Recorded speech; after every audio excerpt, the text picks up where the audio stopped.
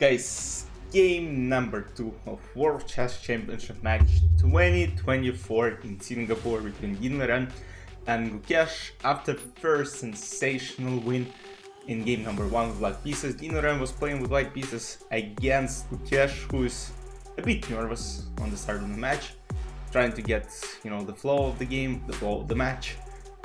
As even Magnus discussed, of course he's gonna be nervous because even looking back at the experience Magnus had in the first match against Vishanand, he was shaken, and that's what happens right now with Gukesh.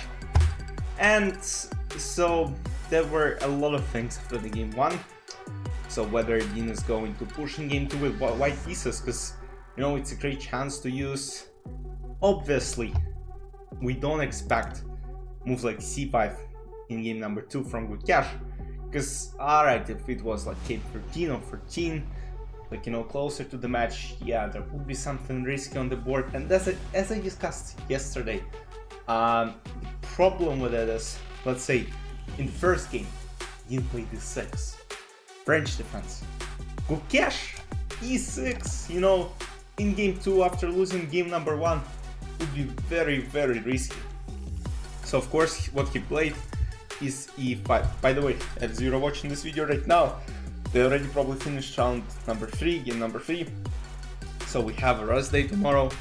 So guys, it's an exciting match. I have no idea how the third game is finished. I'm recording this video in the evening when game number 2 just finished. Knight f3, knight c6, and we don't see right Lopez. Instead we see Italian opening. Bishop c5, d3, knight f6, and here very passive knight c3. Why passive? Because usually people would play something like c3, maybe even bishop g5, play kind of active, but instead Yin prefers very calm and solid knight c3. And once again, there were a lot of things on Twitter like, why is he playing it, why so boring and stuff. But yeah, knight c3 usually doesn't happen a lot, but that's fine. a6, just to prepare escape square for dark square bishop. a4, white do absolutely the same. So if knight was to go to a5, now bishop has the square on a2, still keeping it alive and trying to create threats on this a2j diagonal. d6, castle, h6. So h6 is a move to prevent bishop g5. Obviously, right now, if castles played bishop g5, will be kinda annoying. But again, I think there is even some bishop g4. Some copycat. It's better for white, obviously. But of course, bishop g4 is not the move that can be played. h6, h6 is the best option. Bishop g4 is not a really good move, and after bishop h4. There are moves like knight d4, and after knight d5 there's g5, and of course there are all sort of sacks, but here there's knight d5. Very long lines, computer analysis, queen h5. It's actually insane. I wouldn't have come up with it on my own, but yeah, let's say queen h5, and black are surprisingly completely winning after knight e2. The idea is basically, again, I don't really want to analyze it because it's too complicated. But yeah, h6 is a good move to basically get rid of bishop g5. Bishop e3, bishop e6, and now a5, novelty from Yin Loren. And a5, it's, very, very strategically, you gotta make this move being prepared to it, because like a5, you now basically agree that your rook has to stay on a file in order to protect a5 pawn.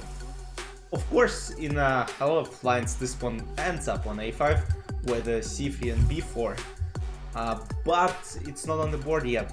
And what we see next is takes. And here, what we could have seen is doubling pawns on e file, double pawns on c file, and alright, that's just the way it is. But the problem is, and the thing is, now after capturing f takes e3, we are actually controlling very important squares with white pieces. d4, where potentially knight could jump, and f4, where knight could end up being later in the game. But of course, Gukesh decided not to go for this. I'm not sure why. Maybe he didn't like something. But yeah, generally, like, you know, bishop e3 takes, and you know, it doesn't look that bad. But of course, you don't really have squares for your knights. Like, you can't even go knight d7, knight c5, because then, you know, there are some b4 plans at some point. And here, white have open f file.